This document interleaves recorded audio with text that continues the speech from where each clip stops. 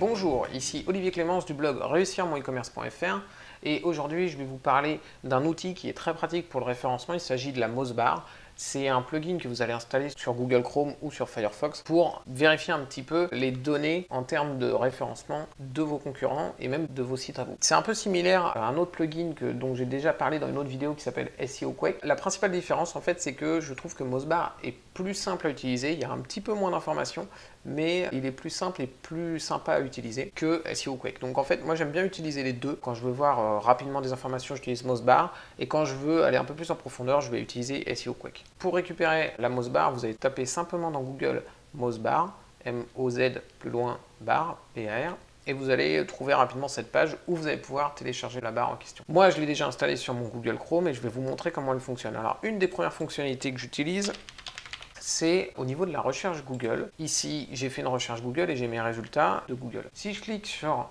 la Mosebar, j'ai une barre qui apparaît ici, ça on va en parler plus tard, mais j'ai aussi des barres qui apparaissent sous les résultats de Google en fait. Ce qu'on voit en fait principalement, et c'est là que c'est intéressant, c'est que on voit un PA qui est en fait le Page Authority et un DA qui est le Domain Authority. Qu'est-ce que c'est que ces deux informations? En fait, c'est simplement l'autorité qu'a une page aux yeux de Google en gros. C'est-à-dire, plus on va avoir une autorité importante, plus on a de chances de bien se positionner dans les moteurs de recherche et dans Google. Ça se vérifie tout de suite. Là, on voit que le premier est celui qui a le plus en PA et en DA, et ainsi de suite. Donc, c'est intéressant de voir ça. Pourquoi? Parce que justement, on va pouvoir se dire, tiens, la personne qui est devant moi, le site qui est devant moi sur la requête sur laquelle je veux me positionner, combien il a de page authority, combien il a de domain authority. S'il a un domain authority vraiment énorme et un page authority vraiment énorme, dans ce cas, peut-être que ça va être compliqué de le rattraper. Là, c'est un petit peu le cas. Donc, j'ai tapé une requête sur laquelle moi j'essaie de me positionner, qui est blog PrestaShop. Et on voit que le premier, c'est le blog officiel de PrestaShop. Le second, c'est un module vendu sur la marketplace de PrestaShop.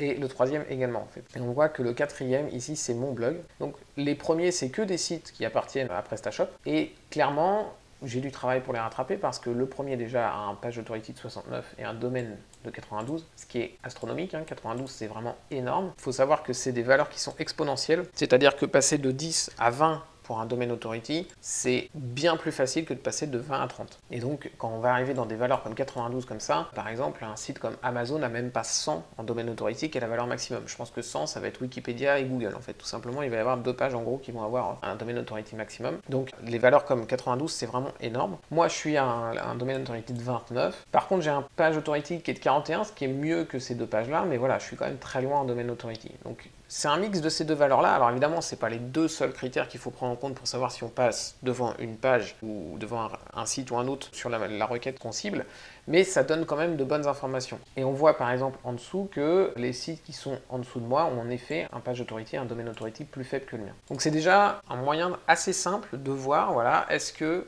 le concurrent qui est devant moi, c'est un concurrent contre qui je vais pouvoir jouer et que je vais pouvoir rattraper en travaillant un petit peu le référencement de mon site. Quelque chose que je n'ai pas expliqué, c'est comment on augmente son page authority, son domaine authority, de manière très simplifiée, c'est en créant des liens de qualité vers votre site et votre page. Pour augmenter le page authority, vous faites des liens vers votre page. Pour augmenter le domaine authority, vous faites des liens vers votre site en général. Donc voilà, une fois que vous avez ces valeurs-là, moi par exemple, je sais que quand j'ai travaillé le référencement de mon site sur ce mot-clé-là, bon bah voilà, je savais que j'allais pouvoir dépasser ces concurrents-là.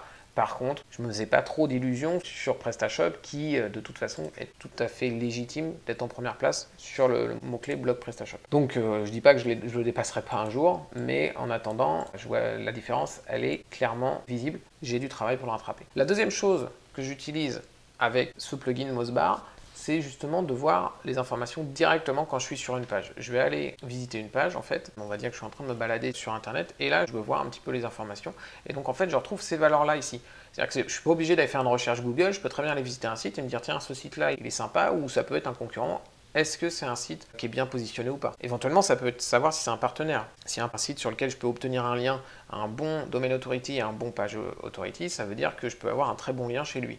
Donc c'est un très bon moyen de vérifier ça. Donc quand je vais sur un site, j'ai cette barre-là qui apparaît en haut avec le page authority, le domain authority. J'ai aussi le spam score, c'est intéressant, donc il faut une valeur assez faible. Si vous avez une valeur qui commence à monter au-dessus de 7 ou 8, il faut vous poser des questions. Ça peut vouloir dire que le site utilise des techniques de référencement qui ne sont pas forcément adaptées maintenant et qui risquent de le mener vers une pénalité. Ensuite, vous avez Une fonctionnalité ici que je trouve utile, c'est de voir un petit peu les liens qui sont créés. Donc si vous cliquez sur Follow It, vous allez voir tous les liens qui seront suivis par Google. Vous voulez sur Link tout simplement en vert. Si vous cliquez sur No Follow, il va vous mettre ceux qui sont des liens qui ne seront pas suivis par Google. Là, il y en a a priori pas parce que celui-là, c'est pas le plugin qui l'a surligné. Et les liens qui sortent ou les liens qui restent à l'intérieur du site. Par exemple, tous les liens jaunes, là, c'est des liens qui restent à l'intérieur du site. Et ça, c'est un lien qui va sortir du site, qui va vers un autre nom de domaine. Donc ça peut être intéressant. Fonctionnalité qui est assez pratique quand on va rechercher ce genre d'informations. Et en fait, une dernière fonctionnalité que je trouve très simple, c'est justement quand je veux pas cette barre, qui n'est pas forcément très gênante, mais qui voilà, peut me gêner dans ma navigation habituelle, et bien en fait, je vais tout simplement l'activer juste la valeur ici, en fait, qui va me donner le domain authority, tout simplement. En fait, cette fonction, moi, elle est tout le temps activée sur mon Google Chrome. Pourquoi? Parce que quand je visite un site, si je veux savoir si c'est un site qui travaille son référencement, qui est bien référencé, etc., eh bien, j'ai tout de suite cette information-là ici. Ce qui fait que voilà, si je vois 2, 3, 4, bon bah ok, je laisse tomber ce site-là, ce ne sera pas un bon partenaire, ce ne sera pas un concurrent parce qu'il ne travaille pas assez son référencement, etc. Je n'ai pas besoin même d'afficher la Mosebar parce que j'ai déjà l'information ici.